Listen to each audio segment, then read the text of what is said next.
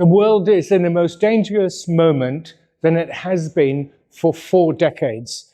The first Cold War ended in 1989-91, and then we anticipated a type of peace, global peace establishing, instead of which the world has slid into a second Cold War. Of course, the notion of a Cold War does not cover everything, but it does cover a lot of things, and that is the demonization of the enemy, the refusal to engage in diplomacy, and of course it has led to renewed conflict in Europe, where we have the worst war since 1945. The thing is that in a lot of the discussion which we've been having is, in my view, rather conceptually confused. I argue that we need to distinguish very clearly between the international system that is today based on the United Nations, based on the United Nations Charter, and the body of international law that has developed since 1945. Within this international system, we have competing models of world order. We used to have the Soviet Union and its model of socialist internationalism that collapsed in 1989-91. But the US-led political West, as I call it, after 1989, claimed to be universal. It claimed that the so-called rules-based order, the liberal international order, was in effect the system itself. I argue that this was a type of usurpation, a type of dethroning of what should be international law, and in its place they put the so-called rules-based. Whose rules? Based on what law? So it was a fundamental challenge, and this is the source of much of the tensions in international politics today. So we have the domain of the international system, the rule of international law.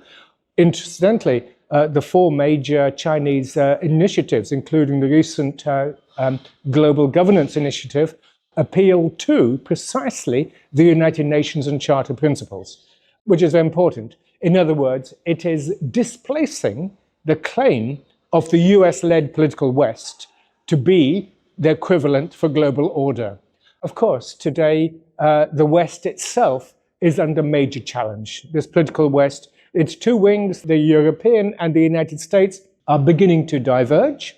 The United States is reneging and leaving not just the political West, it is also leaving and challenging the international system, that is the United Nations and a whole system of international organizations which are based or established within its framework. And so, we are facing a time of extreme turbulence, but also a time of incredible intellectual or conceptual confusion. And my work is an attempt to establish some sort of framework for understanding. And once we have this framework for understanding, we could then devise strategies, political strategies in response. So if you see the Trumpian phenomenon, for example, as a number of defections, the United States is defecting not only from the political West, its US-led alliance system with Europeans, it's defecting from the international system, that is the United Nations and its organizations. It's also defecting domestically from its own constitution, and of course dismantling its own so-called administrative state.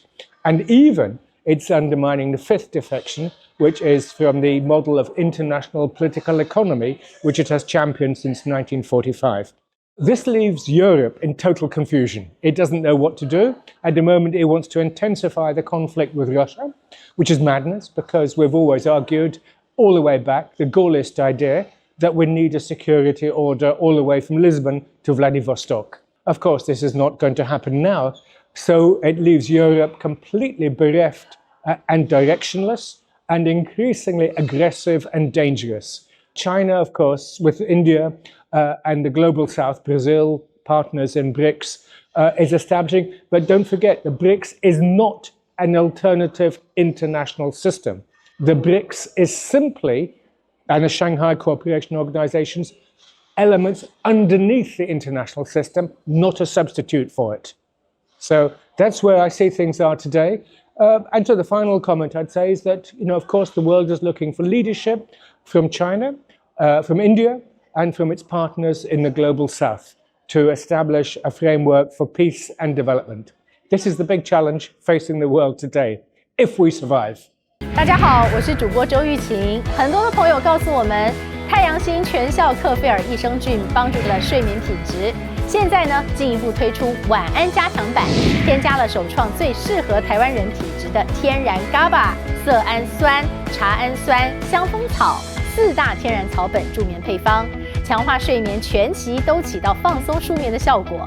太阳星全效克菲尔益生菌，它本身就含有台大专利授权克菲尔乳杆菌 M1 等8种专利菌，首创益生菌、益生元、后生元黄金3角配方，帮助维持消化道的机能。